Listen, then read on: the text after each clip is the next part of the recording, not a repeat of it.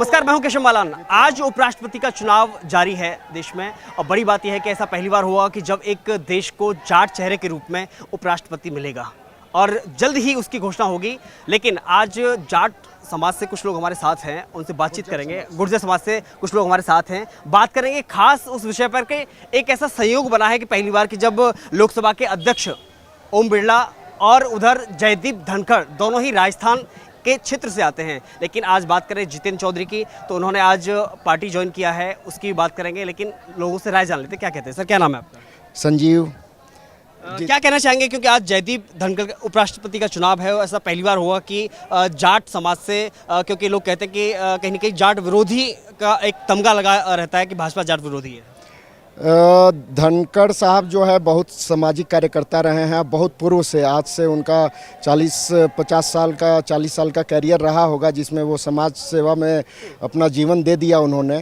तो भाजपा पार्टी जो है उनको सपोर्ट करके एक लोगों में अपना विश्वास दिलाना चाह रही है कि हम ऐसे लोगों को जो सामाजिक कार्य में लगे हुए हैं उनके साथ हम लेकर चलना चाहते हैं और उनके द्वारा लोगों की सेवा करवाना चाह रहे हैं।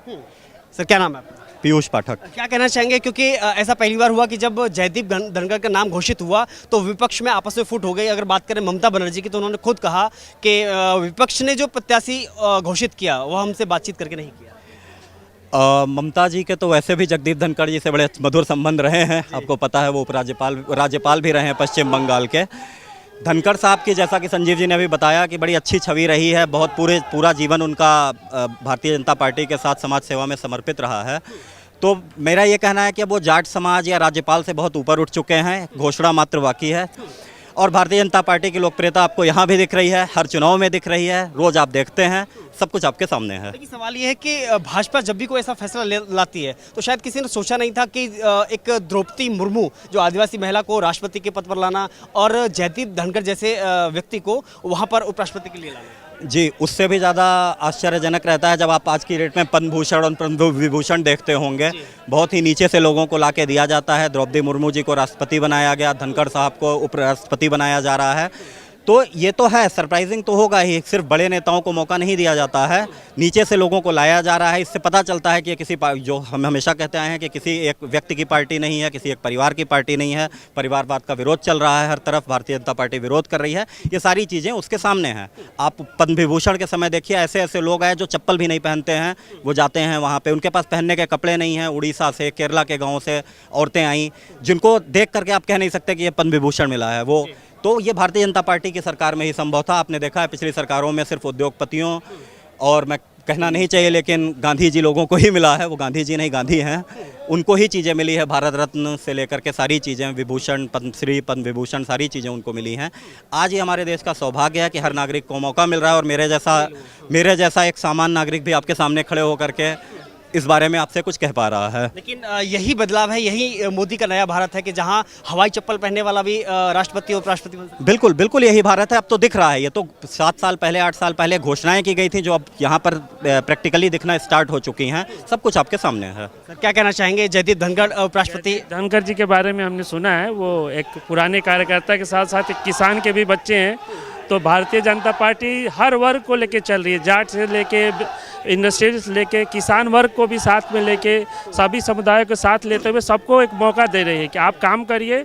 आपको हम अपने बीजेपी में या जो भी सरकारी पद हैं उनमें आपको मौका मिलेगा। आप तन मन धन से आपको काम करना है, बिना ये नहीं आप काम करिए। तो भारतीय जनता पार्टी ने एक ऐसा उदाहरण पेश किया है कि वो उसको निचले स्तर से लेके ऊपर तक सबको लेके चलती है। जो गरीब तबके से लेके बड़े लोग, सबको लेके चलना है, उनके हिसाब से अच्छी नीतियाँ बनाना है। यह मोदी जी की अच्छी नीतियों का कमाल है कि कोरोना के काल में पूरे विश्व में आप देख रहे हैं कि आजकल आर्थिक कमजोरी है, बट भारत में अभी भी उसकी अपेक्षा काफ़ी अच्छा चल रहा है। ये नरेंद्र मोदी का एक अच्छा एग्जाम बोल सकते हैं, क्योंकि नीतियों का ही है। इसीलिए हम हर युवा वर्ग उनके साथ है। इवन मैं बेंगलोर में था, मैं सॉफ्टवेयर इंजीनियर हूँ, लेकिन मोदी जी से प्रभावित होकर हम लोग उनके साथ जुड़े हैं। आज हमारे जितेंद्र भाई जो हम लोग उनसे बहुत पुराने मित्र हैं, 10-15 साल का हमारा संबंध है। और वो काफ़ी चीज़ों से समाज सेवा में जुड़े हुए हैं, निचले स्तर से लेके सबको वो सहयोग करते रहे हैं और हम लोग साथ उनके रहे हैं। और तभी काफ़ी दिनों मंत्रणा करने के बाद ही हम लोगों ने डिसाइड किया, प्रधानमंत्री और जितेंद्र भाई को हम सब ने सपोर्ट किया कि आप भारतीय जनता पार्टी ज्वाइन करिए, कि यही एक पार्टी है जो निचले स्तर से लेके सबको एक साथ, सारे समुदाय से लेके, बिना जाति के, बिना वर्ग के लेके, सबको लेके चलती है। तो इसमें सबका अगर विकास करना है तो भारतीय जनता पार्टी में ही आकर सहयोग कर सकते हैं। इसीलिए हम लोगों ने जितेंद्र भाई चौधरी को इसमें पूरा सहयोग किया और उनके साथ हैं, और हम उम्मीद करते हैं कि आगे भी बहुत से ज़्यादा सहयोग करेंगे और जितेंद्र भाई हर जगह खड़े रहेंगे। जैसे आपने कहा कि जाट और गुज्जर की बात, ये ज़रूर गुज्जर हैं जितेंद्र चौधरी, लेकिन आप यदि देखेंगे तो गुज्जरों से बहुत ज़्यादा संख्या जो है अदर कास्ट के लोग आए होंगे इनके साथ, क्योंकि इनका जो है हम लोग भी मयूर विहार में 15 सालों से देख रहे हैं, और हम लोगों ने देखा है कि चाहे वो किसी कास्ट का हो, कहीं भी हो, या बिहार का हो या उत्तर प्रदेश का हो या किसी स्टेट का मयूर विहार में रह रहा हो, जो भी गया है उनके पास मदद के लिए उन्होंने हमेशा मदद किया है। और इसीलिए आज ये देखने को मिल गया, कोई ये सोचा नहीं था, प्रदेश के नेता भी नहीं सोच रहे थे कि इतनी संख्या में इनके साथ लोग जो है भारतीय जनता पार्टी ज्वाइन करेंगे, लेकिन आज देखने को मिला कि मतलब लोगों में गजब का उत्साह था। 2 से 2,500 हज़ार जो है पूरी, आप देखेंगे आचार्य निकेतन मार्केट जहाँ इनकी ऑफिस है, वहाँ पूरी मार्केट आज लोगों ने बंद कर रखी है। अब जाएंगे यहाँ से तो उसके बाद जो है ऑफिस खोलेंगे। तो बहुत ही सबको हम लोगों का काफ़ी उत्साह है कि जितेंद्र चौधरी जैसे लोग भारतीय जनता पार्टी ज्वाइन किए हैं और नरेंद्र मोदी जी के विचारों को और मजबूत करेंगे। इसके बारे में बहुत अच्छा लगा, आगे वो काम करेंगे, बहुत अच्छा करेंगे मोदी जी से प्रेरित होके, तो यही हमारी उनसे उम्मीद है, बाकी और कुछ नहीं कहते। ये है कि एक आरोप लगते रहते हैं, चाहे जाट को लेकर रहे, गुज्जर की बात रही हो, एक आरोप लगते रहते हैं कि कहीं ना कहीं एक सवर्ण जाति के लोगों की पार्टी है, या फिर एक कहा जाए कि द्रौपदी मुर्मू जैसी महिला को, यानी कि हवाई चप्पल पहनने वाले को सर्वोच्च पद पर बैठाता है। तो कभी सोचा? ये तो विपक्ष की चाल रहती है हमेशा कि सामने वाले को कैसे नीचे गिराया जाए, और ऐसा कुछ नहीं है। जो भी इसमें मोदी जी से साथ जुड़ा है वो समाज को लेकर ही जुड़ा है कि समाज को एक किया जाए और ये जातिवाद जो भी सब चीज़ को ख़त्म किया जाए। ऐसा पहली बार हुआ कि जब उपराष्ट्रपति के चुनाव में विपक्ष में बिखराव हुआ और आपस में तनातनी का माहौल हुआ जी, इसमें ममता बनर्जी की बात उसमें सब विपक्ष की चाल है जी। ये बहुत अच्छा हुआ, एक आदिवासी महिला हमारी राष्ट्रपति बनी हमारे देश की, ये बहुत अच्छी बात है। जयदीप धनखड़ जैसे उपराष्ट्रपति बने। धनखड़ जी के विषय में बहुत उम्मीद है कि वो आगे मोदी जी से प्रेरित होकर बहुत अच्छा काम करेंगे आगे के लिए। और हमारी जो है भारतीय जनता पार्टी आगे चली रही है, वो सब आपको पता ही, उसमें कहने की जरूरत ही नहीं है।